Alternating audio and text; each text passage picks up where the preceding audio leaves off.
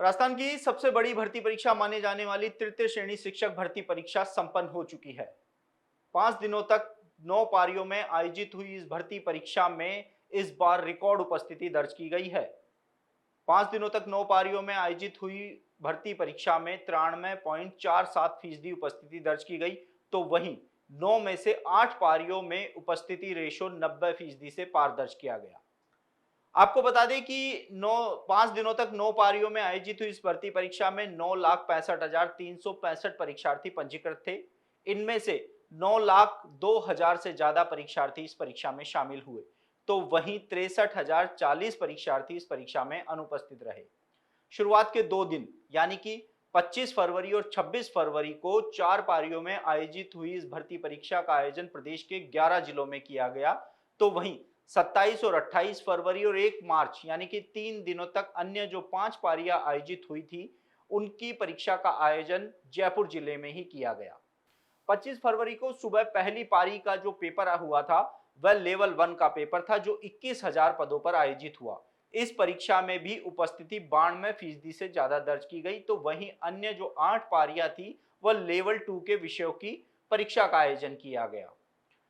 आपको बता दें कि शिक्षा विभाग में 48,000 पदों पर तृतीय श्रेणी शिक्षक भर्ती परीक्षा आयोजित हो रही थी और इसी को लेकर ये रीट की मुख्य परीक्षा का आयोजन था और उम्मीद ये की जा रही है कि इस भर्ती परीक्षा का जो परिणाम है वह अप्रैल तक जारी कर दिया जाएगा। इसके साथ ही इस परीक्षा से कुछ अनछुए पहलू हैं वह भी जुड़े हुए हैं। पुलिस, एसओजी और बोर्ड की ओर से परीक्षा को पूरी तरीके से पारदर्शी करवाने के लिए विभिन्न टीमों का गठन किया गया था, जो समय समय पर परीक्षा केंद्रों पर जाकर परीक्षा केंद्रों की जांच कर रही थी, औचक निरीक्षण कर रहे थे।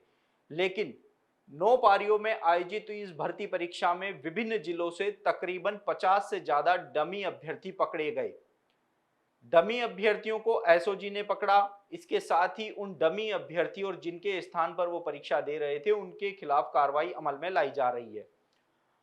आपको बता दें कि 25 फरवरी को जब पहली पारी का पेपर आयोजित हो रहा था, तो इस दौरान एक जोधपुर में घटना सामने आई थी, जहां पर एक नकली नकल गिरोह, एक बार फिर से मैं रिपीट कर देता हूं, नकली नकल गिरोह द्वारा कुछ अभ्यर्थियों को पेपर सॉल्व करवाते हुए पकड़ा गया था।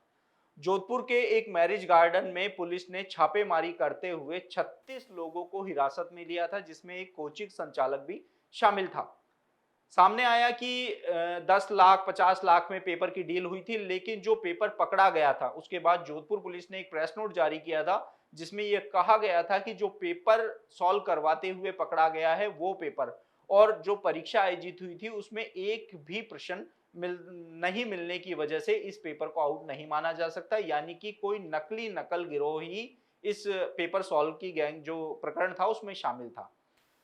बोर्ड के सामने एक बड़ी चुनौती ये थी कि 9 लाख से ज्यादा परीक्षार्थी पंजीकृत हैं, विभिन्न चरणों में परीक्षा का आयोजन इनके द्वारा कराया गया। इसके साथ ही परीक्षा को पारदर्शी रखने के लिए 11 जिलों में ही परीक्षा केंद्र बनाए गए। शुरुआत के जब जोधपुर में यह घटना हुई थी, उससे पहले हमने देखा था कि बोर्ड की ओर से मुख्य सचिव को एक पत्र लिखा गया था, जिसमें कहा गया था कि परिस्थितियों को देखते हुए नेट बंद करने का आदेश पारित किया जाए।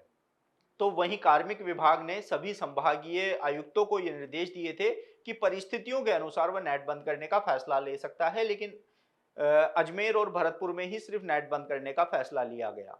लेकिन जब जोधपुर की घटना सामने आई तो उसके बाद सभी 11 जिलों में नेट बंद करने का फैसला लिया गया। 2 दिन तक लगातार राजस्थान के 11 जिलों में नेट बंद रहा। हालांकि 27 फरवरी को भी हमने देखा था कि जयपुर में नेट बंद था और नेटबंदी से कई समस्याओं का सामना भी करना पड़ा, लेकिन 48,000 पदों पर जो ये भर्ती परीक्षा का आयोजन हुआ है वह रिकॉर्ड तोड़ उपस्थिति के साथ संपन्न हुई है। 93.47% जहां उपस्थिति रही है, तो वहीं इस बार इतनी बड़ी भर्ती परीक्षा कुछ विवादों को छोड़कर शांतिपूर्ण संपन्न हुई है। आप देख रहे हैं एजुकेशन चौक और मैं हूं ललित वर्मा।